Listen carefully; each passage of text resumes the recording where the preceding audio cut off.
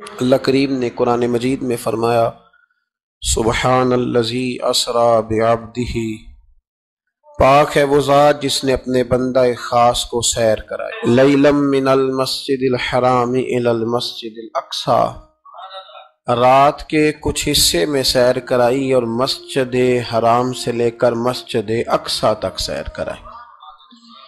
نبی کریم صلی اللہ علیہ وسلم کو اللہ نے بڑی ہی شانیں عطا فرمائی، بڑی عظمتیں عطا فرمائی۔ ان عظمتوں میں سے ایک بہت بڑی عظمت کا نام واقعہ معراج ہے۔ میرے بھائیوں، جب سے امت کے اندر خیالات تقسیم ہوئے ہیں، اپنی اپنی رائے لوگوں نے قائم کی ہے، تو کچھ ایسے ذہنوں نے بھی کچھ اختراعات ایسی بھی زمانے میں وضع کی ہیں، کہتے ہیں جی حضور کی تعلیمات زیادہ بیان ہونی چاہیے، نبی پاک کی شان بیان کرنے کا کیا معنی ہوا؟ یہ میلاد کا جلسہ، معراج کی محفل، حضور کی عظمتیں، شانیں، یہ کیوں بیان ہوتی ہیں؟ سوال یہ ہے ان دوستوں سے کہ اللہ کریم نے قرآن مجید میں فرمایا کہ انا اعطیناک الکوثر، محبوب بے شک ہم نے آپ کو خیر کثیر عطا فرمائی، دی ہے اللہ نے، دی ہے اپنے نبی کریم کو۔ یا اللہ تو دینے والا ہے، رسول لینے والے ہیں، ہمیں کیوں بتا رہا ہے؟ اس بات کو سمجھیے گا، اللہ دینے والا ہے، حضور لینے والے ہیں، قرآن میں کیوں ذکر کیا؟ تو رب فرماتا ہے تمہیں اس لیے بتا رہا ہوں کہ تم معمولی محبوب کے ماننے والے نہیں، اس محبوب کے ماننے والے ہو جنہیں اللہ نے بڑی ہی خیر کثیر عطا فرمائی۔ وَرَفَعْنَا لَكَ ذِكْرَكَ، اے محبوب ہم نے آپ کے لیے آپ کے ذکر کو بلند کر دیا۔ تو یا اللہ یہ بات تو محبوب سے کہہ لیتا اکیلے میں، ہمیں کیوں بتائی؟ قرآن میں کیوں ذکر ہوا؟ یہ وَرَفَعْنَا لَكَ ذِكْرَكَ میں امت کے لیے کیا ہے؟ تو فرمایا تمہارے لیے یہ ہے کہ تم اس محبوب کے ماننے والے ہو جن کے ساری دنیا میں چرچے۔ اعلیٰ حضرت فرماتے ہیں عرش پہ تازہ چھیڑ چھاڑ، فرش پہ طرفہ دھوم دھام، کان جدھر بھی لگائیے تیری ہی داستان ہے، کان جدھر بھی لگائیے تیری ہی داستان۔ تو نبی کریم علیہ السلام کی عظمتوں کا بیان، حضور کی شانوں کا بیان، نبی پاک کے تذکرے، وہ اس لیے ہیں تاکہ امت مسلمہ سر اٹھا کے جیے اور وہ لوگوں کو بتائیے۔ ہمارے حکمران کئی دفعہ جب پاکستان کا اور یورپ کا موازنہ کر رہے ہوتے ہیں تو مجھے یوں لگتا ہے کہ جیسے بڑے شرمندہ ہیں پاکستان میں پیدا ہو کے، بڑے پریشان ہیں، ان کو بڑی تکلیف ہے۔ کاش یہ موازنہ اس طرح کرتے کہ وہ یورپ والے عیسائی اور یہودی ہیں، اللہ تعالیٰ نے ہمیں محبوب کریم کی امت میں پیدا فرمایا، تو پھر ان کا معیار اور ہوتا بات کرنے کا، پھر ان کے لفظوں میں وہ کمزوری نہ ہوتی۔ دیکھو نا پاکستان میں کتنے حملے ہوئے، کتنے زیادہ مسجدوں میں بم پھٹے، کبھی کو حکمران آیا کہ آؤ مل کے جمعہ پڑھتے ہیں؟ لیکن نیوزی لینڈ کی وزیر اعظم نے یہ کام کر کے کمال نہیں کر دیا؟ ہمارے تو ابھی تک وہ سائیوال کے یتیم بچوں سے ملنے کوئی حکمران نہیں گیا، کوئی نہیں گیا، اس لیے کہ یہ قوم تو ایسی ہے، ہمیشہ لائنوں میں لگ کے ووٹ دیتی ہے، ان کا کیا ہے؟ انہوں نے کل پھر گاڑیوں کے پیچھے اسی طرح بھاگنا ہے، جیبوں سے سٹیکر بنوانے ہیں، اشتہار چھپوانے ہیں۔ یہ تو مطلب بھیڑ بکریاں دو چار مر جائیں تو کیا حرج ہے؟ یہ ہمارا سٹیٹس ہے، ہمارا، ان کا کیا ہے؟ ان کو تو پتہ ہے کہ ان کو کیسے یوز کرنا ہے۔ میں نے اس وقت بھی کہا تھا اور آج بھی کہتا ہوں، نمبر پلیٹ بدلنے سے گاڑیاں نئی نہیں ہوتی، گاڑی بدلے تو پھر اس کا نظام بدلتا ہے، بدلنا ہے تو اس کا انجن بدلو، نمبر پلیٹیں نہ بدلو۔ یہاں نمبر پلیٹیں بدل کے وہی گاڑیاں دوبارہ روڈ پہ چھوڑ دی جاتی ہیں۔ نہ ادھر ادھر کی تو بات کر، یہ بتا کہ قافلہ کیوں لٹا؟ مجھے رہزنوں سے غرض نہیں، تیری رہبری کا سوال ہے۔ تو یہاں تو تباہی اتر رہی ہے، اللہ تعالیٰ سمجھنے کی توفیق عطا فرمائے، اللہ ہمارے حال پر رحمت کی نظر فرمائے۔ تو یہ شرمندہ ہو کے جو لوگ باتیں کرتے ہیں نا، معاذ اللہ کمزوری دکھاتے ہیں، یہ اس کمزوری کو دور کرنے کا بہترین علاج یہ ہے کہ ہر گلی میں، ہر کوچے میں، ہر نگر میں میرے مصطفیٰ کی عظمتیں بیان کی جائیں۔ اور جہاں تک ان لوگوں کا تعلق ہے بیچارے جو کہتے ہیں واقعہ معراج سمجھ میں نہیں آتا، تو ان کو میں پوچھتا ہوں کہ تمہیں تو اپنا وجود بھی سمجھ میں نہیں آتا، کیسے سانس لیتے ہو؟ معدے کا کون سا نظام ہے؟ نظام انہضام کیا ہے؟ جگر کہاں ہے؟ تمہارے وجود میں اللہ تبارک و تعالی نے جو چیزیں پیدا کی ہیں تو آج تک اپنے آپ کو نہیں سمجھ سکا، تو رب رسول کے معاملات کو سمجھنے چلا ہے۔ اپنی چھوٹی سی عقل کو اتنا پریشان نہ کر ورنہ تو الجھ جائے گا۔ کہتے ہیں جی سمجھ میں نہیں آتا جی کیسے گئے، کس طرح گئے، کیوں کر کے گئے؟ تو نبی پاک نے تو کہا ہی نہیں میں گیا ہوں، حضور نے تو بعد میں کہا ہے میں گیا ہوں، پہلے تو رب فرماتا ہے سبحان الذی، جو لے کے گیا ہے وہ ہر عیب سے ہر نقص سے پاک ہے، وہ جو بھی بیان کرتا ہے حق اور سچی بیان کرتا ہے۔ ایک زمانے تک یہ جو دہریے قسم کے لوگ تھے نا، عقل کے پجاری، ایک زمانے تک یہ کہا کرتے تھے کہ حضرت سلیمان علیہ السلام کا تخت ہوا میں کیسے اڑتا تھا؟ 80 من اس کا وزن تھا تو وہ ہوا میں کیسے اڑتا تھا جی؟ کچھ لوگ اس پہ بیٹھے ہوتے تھے پھر بھی وہ ہوا میں اڑتا تھا۔ ہمارے اس زمانے کے علماء اس کا جواب دیتے تھے وہ تخت جی ہوا میں کیسے اڑتا تھا؟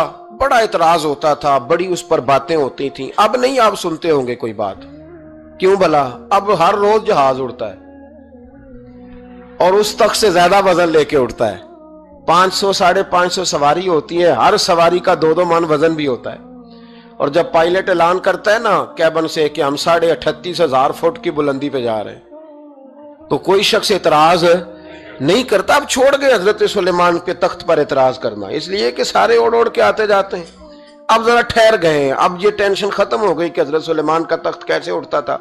پھر ایک نیا اعتراض شروع ہو گیا، الم تر کیف فعل ربک باصحاب الفیل، کہ اتنا چھوٹا سا کنکر اور اتنا چھوٹا سا بابیل اور اتنے بڑے ہاتھی کو کنکر مارے تو اتنے سے کنکر سے ہاتھی کیسے مر جاتا ہے؟ بڑی پریشانی تھی بھئی، کنکر چھوٹا ہاتھی بڑا کیسے مر گیا؟ پھر اللہ نے فضل کیا تو بندوق کی گولی ایجاد ہو گئی، کہنے لگے نہیں پریشر سے لگے تو ہاتھی ماری جاتا ہے۔ اب اس کے بعد دوبارہ اس بات پر اعتراض نہیں کرتے۔ پہلے کہتے تھے کہ انسان کیسے جاتا ہے، کیوں کر جا سکتا ہے، ممکن کیسے ہے، یہ مطلب کیسے ہو گیا، معراج کیسے ہوئی؟ تو پھر ایک بندہ چاند سے تو ہو آیا ہے، اور جس نے وہ بندہ چاند پہ اتارا ہے اس نے کہا ہے کہ یہ آخری منزل نہیں، اس سے آگے بھی انسان جا سکتا ہے۔ تو میرے مصطفیٰ کریم نے فرمایا تم تو اب جانے کی باتیں کرتے ہو نا، جہاں تک میں ہوں آیا ہوں تم سوچ بھی نہیں سکتے۔ کوئی رہ فلک اتے یار گیا، کوئی جا سدراتے ہار گیا، ایک کالیاں زلفاں والا سی جڑا لنگ عرشاں تو بھی پار گیا۔ فرمایا تم نہیں نہ جا سکتے، تم کچی باتیں، کمزور باتیں۔ اور ایک اور بات میں آپ کو عرض کروں، نبی کریم علیہ السلام کے لیے کام اتنا مشکل نہیں تھا جتنا قوم سمجھتی ہے نا۔ وہ ہمارے اپنے کچھ نادان دوست ہیں، اپنی عقل چھوٹی ہوتی ہے تو وہ اس عقل میں کیا کیا آئے گا، اتنی کچھ چیز ہوتی ہے اس میں اتنا ہی سامان آتا ہے نا۔ تو اپنی عقل چھوٹی ہوتی ہے تو بجائے اس کے کہ وہ ایمان لے آئیں اللہ کی حکمتوں پر، وہ عقل کے ترازو پر چھوٹی سی عقل کو پریشان کرتے ہیں۔ چھوٹا سا دماغ ہوتا ہے، ہر وقت ٹینشن میں رہتے ہیں، وہ جی کیسے گئے، کس طرح کر کے گئے۔ تو میں کہتا ہوں نبی کریم کے لیے یہ مسئلہ ہی کوئی نہیں، حضور کے لیے یہ کوئی مسئلہ۔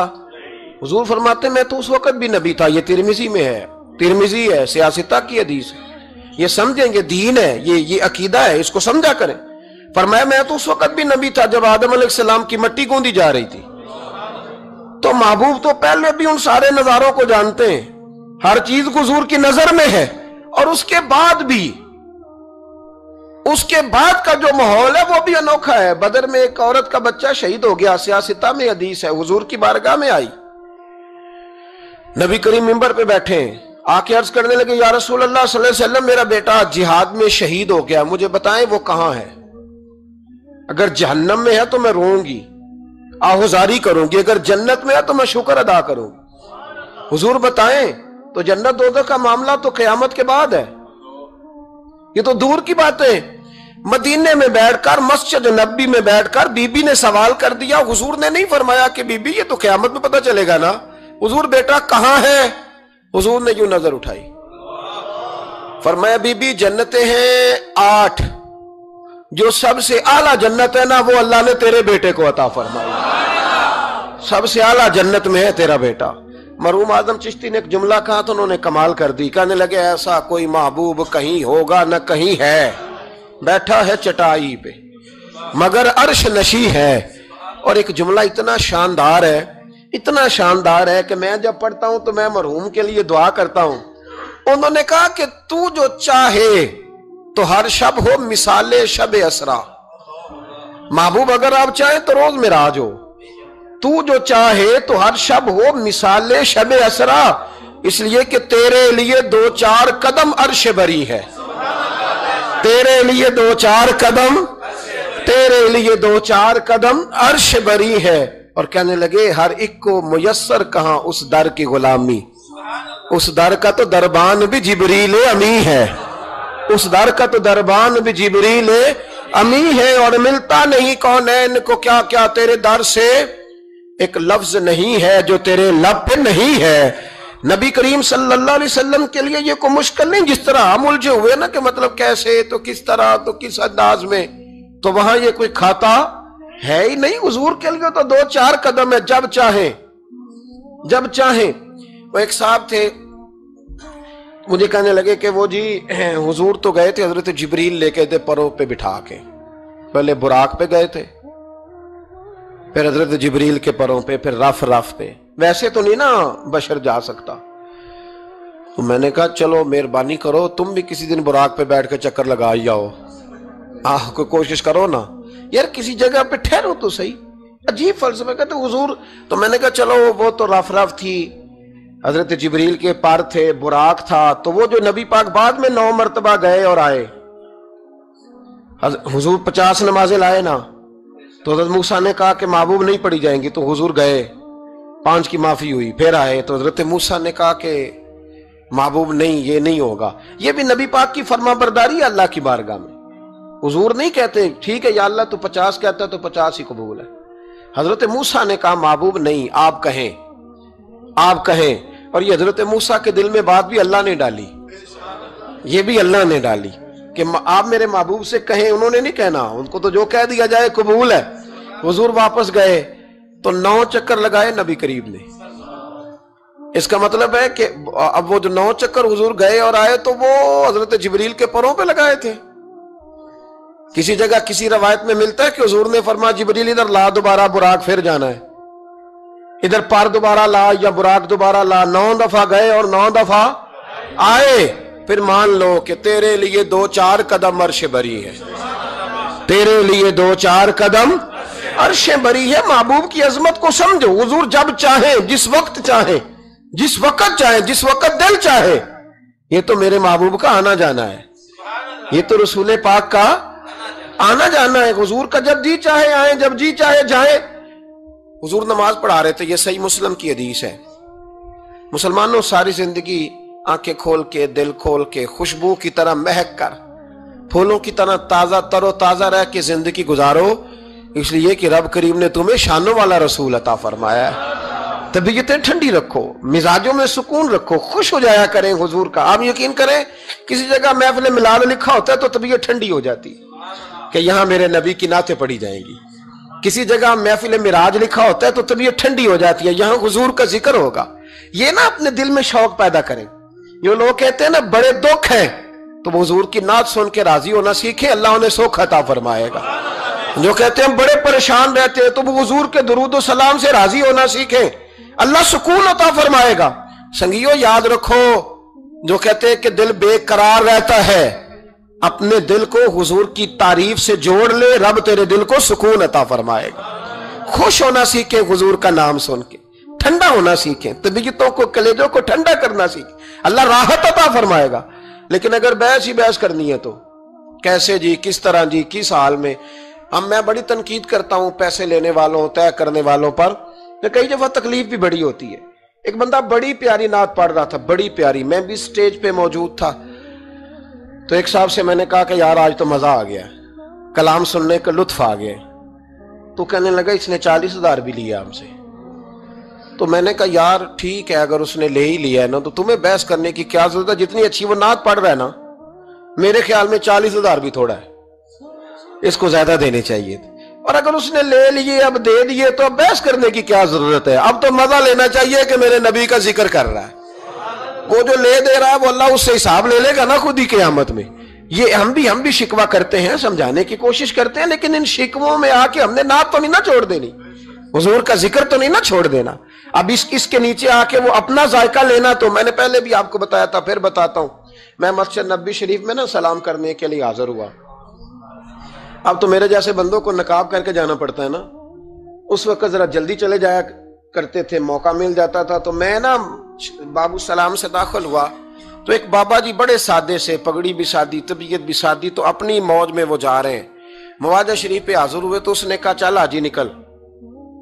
دھکے دیتے ہیں نا، ان کی موج ہے، وہ دھکے دے رہے. تو بابا بڑا راضی ہے، یعنی طبیعت بتاتی ہے جس نے راضی رہنا ہوتا ہے، جس کا دل کرتا ہے راضی رہنے کو، اللہ توفیق بھی دے ہی دیتا ہے.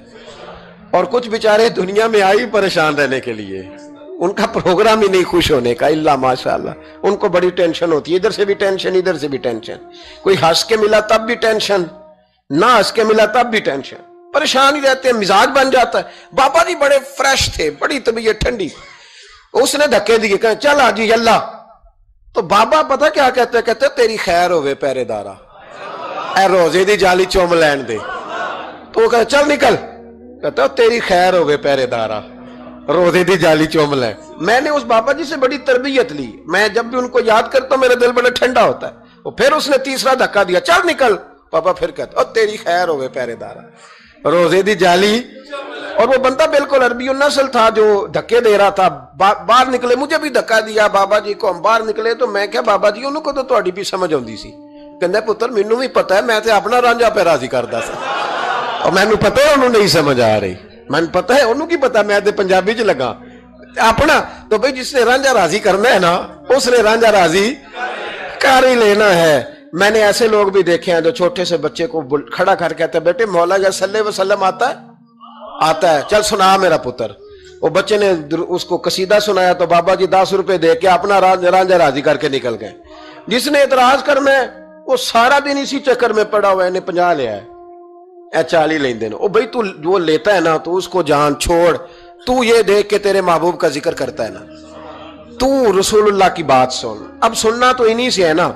ہم دعا کرتے ہیں اللہ انہیں بھی توفیق ہدایت عطا کرے، یہ پیسے لینے والے سیانے ہو جائیں. اور سارے لیتے بھی نہیں، تو ان سے سن لیا کر جو نہیں لیتے. سن تو صحیح نا، اپنا رنجا تو راضی کرنا، شوق تو بیدار کر، طبیعت میں ٹھنڈک تو پیدا کر. میرے رسول کریم علیہ السلام کی جو شانیں ہیں، حضور کی جو رفعتیں ہیں، نبی پاک کی جو بلندیاں ہیں، رسول پاک کی جو حضور کو اللہ نے اکرام دیا ہے، وہ گلاب کی طرح طبیعت کو مہکا دیتا ہے. جب ہم چیزیں پڑھتے ہیں تو طبیعت ٹھنڈی ہو جاتی. ہمارے حضرت صاحب کا طریقہ تھا، کوئی حضور کی شان والی روایت پڑھتے نا تو رات کو کتاب پہ نشانی لگا لیتے، اور صبح نا وہ کتاب پکڑی ہوتی تو کہتے ادھر آ بھائی یہ دیکھ کیا لکھا ہے قاضی یار صاحب نے، یہ دیکھو کیا لکھا ہے کہ نبی کریم علیہ السلام نے فرمایا اللہ تعالیٰ قیامت کے دن میری سفارش پڑھنا 70,000 امتیوں کو بغیر حساب کتاب ہی جنت میں داخل کر دے. یعنی ان سے کھڑا کر کے پوچھے گا بھی کوئی نہیں کہ کیا کیا، کیا 70,000 بغیر حساب کتاب. یہ دیکھو کتنی شان والی بات. تو وہ ٹھنڈا کرنا چاہتے تھے نا اپنے دل کو، تو ان کے دل ٹھنڈے ہو جاتے تھے. ایک بات سننا تو طبیعت پھولوں کی طرح مہک جاتی. ایک حدیث پڑھتے تھے تو اسی کے سکون میں رات کو سو جاتے تھے. پروگرام بنائے کہ حضور کی جب تعریف ہو، جب موقع ہو تو پھر طبیعت ٹھنڈی ہو. سنیں میں نے کہا 2-4 قدم عرش بری ہے. نبی کریم علیہ السلام نماز پڑھا رہے تھے، ظہر کی نماز تھی یا عصر کی نماز تھی، صحیح مسلم میں موجود ہے. حضرت ابو ہریرہ فرماتے ہیں نماز پڑھاتے پڑھاتے نبی پاک نے قدم آگے کیا. نماز پڑھاتے پڑھاتے قدم آگے کیا اور یوں ہاتھ اٹھایا پھر واپس کر لیا. اب نماز پڑھ کے نا تو سلام پھیرا تو صحابہ عرض کرنے لگے یا رسول اللہ صلی اللہ علیہ وسلم وہ نماز میں پیر بھی آگے کیا تو ہاتھ بھی اٹھایا، تو وجہ کیا تھی؟ اب پہلا سوال تو یہ ہے کہ آپ لوگ نماز پڑھ رہے تھے یا حضور کو دیکھ رہے تھے؟ تو صحابہ تو پہلے ہی بتاتے ہیں کہ بھئی ہم تو پہلی صف میں نماز اس لیے پڑھتے تھے کہ نماز بھی ہوتی رہتی تھی اور چپ کے محبوب کی دید بھی ہوتی رہتی تھی. حضور سے پوچھا یا رسول اللہ وہ نماز پڑھتے پڑھتے قدم آگے بڑھایا آپ نے تو پھر پیچھے کر لیا، کیا تھا؟ اور ہاتھ اٹھایا تو پھر آپ نے نیچے کر لیا. تو نبی کریم فرمانے لگے نماز پڑھاتے پڑھاتے جب میں نے کہا نا سمی اللہ لمن حمیدہ، اچانک میری نظر اٹھی تو جنت میں چلی گئی. نظر اٹھی تو جنت میں، تیرے لیے 2-4 قدم عرش بری ہے. تو محبوب فرماتے ہیں جب میری اوپر نظر گئی نا تو میں نے دیکھا کہ انگوروں کا ایک خوشہ لٹک رہا ہے جنت میں. تو میں نے ہاتھ بڑھایا کہ توڑ لوں. حضور کھڑے ہیں مسجد نبوی میں، اور فرماتے ہیں کہ میں یہاں کھڑے ہو کے ہاتھ اونچا کروں تو میرا جنت تک پہنچ جاتا ہے. فرمایا میرا ارادہ ہوا کہ وہ خوشہ جنت کا توڑ لوں، اور ذرا میں نے پیر آگے بڑھایا ہی تھا تو میرے دل میں خیال آیا کہ جنت راز ہے، تو راز ہی رہنی چاہیے. یہ راز کھول گیا تو مزہ نہیں آئے گا. تو میں نے پھر وہ ہاتھ واپس کر لیا. صحابہ کہتے ہیں جب نبی کریم نے یہ بیان کیا تو ہمارے چہرے نے تجسس سے کھیل اٹھے. تجسس سے ہم کوئی بات اور بھی سننا چاہتے تھے تو محبوب فرمانے لگے اگر میں وہ خوشہ توڑ کے لے آتا اور تمہیں دے دیتا، تم قیامت تک بھی کھاتے رہتے تو تم سے ختم نہیں ہونا تھا. یہ صحیح مسلم کی حدیث ہے. او بھائی، میرے رسول کریم کے واقعہ معراج پہ شکوہ کرنا، کہنا سمجھ میں نہیں آتی کیسے گئے تھے. تو جو چاہے تو ہر شب ہو مثال شب اسرا. نبی کریم صلی اللہ تعالی علیہ وسلم فرماتے میں ام ہانی کے گھر میں سویا ہوا تھا، کوئی آنے والا آیا، اس نے مجھے جگایا. اور جو لفظ حدیث میں بڑے شاندار ہیں. محبوب فرمانے لگے، جبریل امین کہنے لگے یا رسول اللہ چلیے، رب آپ کی ملاقات کا شوق رکھتا ہے. اللہ آپ کی ملاقات کا شوق. یہاں بھی بڑی پریشانی ہوتی ہے بعض لوگوں کو، پتہ نہیں کیوں اتنے پریشان ہوتے ہیں. کہتے ہیں جی حضور تو حضرت جبریل سے مل کے واپس آ گئے. حضرت جبریل سے مل کے نا نبی کریم واپس آ گئے. مجھے اس بات کی سمجھ نہیں آتی کہ اگر حضور اللہ سے مل لیں تو کسی بندے کا اس میں نقصان کیا ہے؟ کیا مطلب ٹینشن کس بات کی ہے؟ اتنی پریشانی، اتنی موٹی کتابیں لکھ دی کہ نبی پاک نے اللہ کو نہیں دیکھا، حضرت جبریل سے ملاقات کر کے حضور واپس آ گئے. یعنی میں سمجھنا چاہتا ہوں، میری سمجھ میں آیا نہیں. میں نے بڑی عقل دوڑائی ہے کہ اگر حضور اللہ کو مل لیں، ملاقات ہو جائے، قرآن کہتا ہے وجوہ یومئذ ناظرہ الی ربہا ناظرہ، قیامت کے دن چہرے چمکیں گے اس لیے کہ اپنے رب کا دیدار کریں گے. میں بھی کروں گا انشاءاللہ، آپ بھی کریں گے. کہاں چہرے چمکیں گے؟ اس لیے کہ مومن اپنے رب کا دیدار.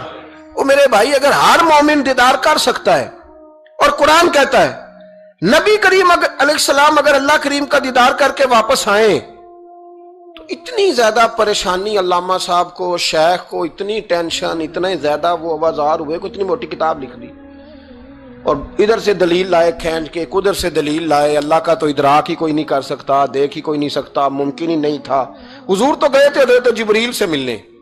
تو میں نے کہا آپ کو غلطی لگ گئی. وہ اس لیے کہ شیخ محقق شاہ عبد الحق صاحب محدث دہلوی رحمۃ اللہ لکھا ہے کہ کسی نبی کے پاس حضرت جبریل صرف 11 مرتبہ ہے، اور کسی پیغمبر کے پاس 21 مرتبہ ہے، کسی کے پاس 30 مرتبہ ہے.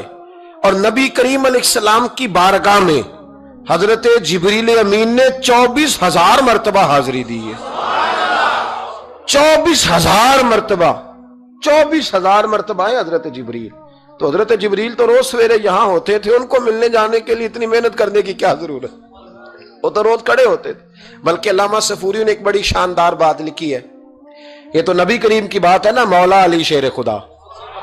آپ فرماتے ایک دن حضرت جبریل علیہ السلام نا انسانی شکل میں، جب حضور نے فرمایا نا کہ میں علم کا شہر ہوں، علی اس کا دروازہ ہے، تو فرماتے ہیں جب یہ روایت حضور نے یہ حدیث بیان فرمائی تو حضرت جبریل انسانی شکل میں نا حضرت علی شیر خدا کے سامنے آ کے کھڑے ہو گئے. حضرت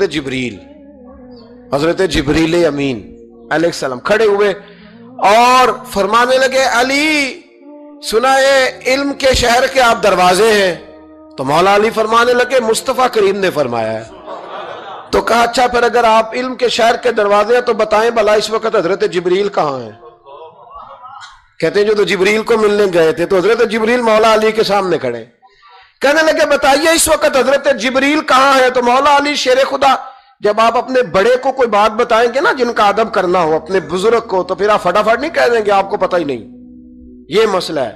بزرگوں کو آپ نے کو بات سمجھانی ہو تو الفاظ کا چناؤ، اور یہ بھی ہمیں شیر خدا نے ادب بتایا ہے. الفاظ کا چناؤ شاندار ہونا چاہیے، لفظ بڑے زبردست تشکیل پانے چاہیے، جملوں کی ترتیب بڑی مؤدبانہ ہو.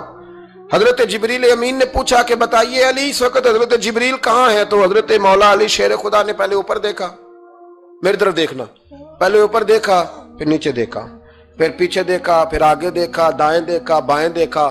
یہ نہیں فرمایا کہ آپ جبریل ہیں، وہ تو انسانی شکل میں تھے نا. جملے دیکھیے، ادب دیکھیے، طریقہ دیکھیے بات کرنے کا. حضرت علی فرمانے لگے بھائی حضرت جبریل اس وقت نہ تو آسمانوں میں ہے نہ زمینوں میں ہے نہ مشرق میں ہے نہ مغرب میں ہے نہ شمال میں ہے یا نہ جنوب میں ہے. فرمانے لگے جی وہ اس وقت کہیں بھی نہیں ہے. پھر بھی فوراً نہیں کہا کہ آپ خود ہی تو ہیں, یہ نہیں فرمایا. کہنے لگے یا آپ جبریل ہے یا میں جبریل ہوں, دونوں میں سے ایک جبریل ہے, اب فیصلہ کر لیں. تو حضرت جبریل مسکرائے, تر دامنی پہ شیخ ہماری نہ جائیے, ہم تو دامن نچوڑ دیں تو فرشتے وضو کریں. حضرت جبریل مسکرائے اور فرمانے لگے آپ تو ولی ہیں, جبریل تو میں ہی ہوں. آپ تو ولی ہیں, جبریل تو او بھائی یہ حال ہے ان کے غلاموں کا, یہ حال ہے ان کے غلاموں کا, تو میری سرکار کا عالم کیا ہوگا. کہتے ہیں جی حضور گئے اور مل کے نا حضرت جبریل سے تو واپس آ گئے. تو میں نے کہا اب نہ پریشان ہو, اگر حضور اللہ سے میل بھی لے تو آپ کا فائدہ یہ ہے, نقصان کوئی نہیں, آپ کا کوئی نقصان نہیں. نبی کریم علیہ الصلوۃ والسلام تو فرماتے ہیں جب رب کریم نے کہا نا السلام علیکہ ایھا النبی, معراج کی رات, السلام علیکہ, یہ جو تحیات آپ پڑھتے ہیں یہ معراج کا تحفہ ہے. جب کہا نا السلام علیکہ ایھا النبی, اے نبی آپ پر سلامتی ہو. حضور فرماتے ہیں رب نے میرے سامنے مجھے بٹھا کر کہا, سامنے, یا رسول اللہ آپ نے رب کو دیکھا؟ فرمایا رأیت ربی بأحسن صورۃ, میں نے رب دیکھا ہے اور بڑی سونی صورت میں دیکھا ہے, بڑی سونی صورت میں سامنے بٹھا کے کہا السلام علیکہ ایھا النبی ورحمۃ اللہ وبرکاتہ, محبوب آپ پر سلام ہوا میرے نبی, رحمت ہو برکت ہو. تو حضور فرماتے رب نے تو مجھے سلام کہا تھا. میں نے کہا نہیں, السلام علینا وعلی عباد اللہ الصالحین, یا اللہ جتنے بھی میری بات مان کے نماز پڑھے ان سب پہ بھی سلام دے.